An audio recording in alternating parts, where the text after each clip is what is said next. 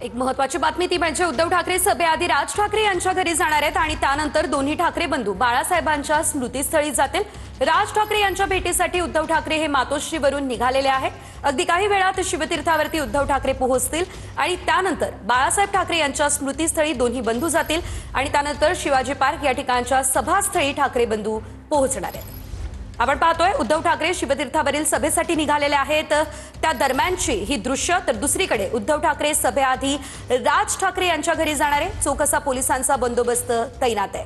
ऐतिहासिक अशी ठाकरे बंधूंची सभा अनेक वर्षांनंतर मुंबई महापालिकेसाठी होताना आपण पाहतोय।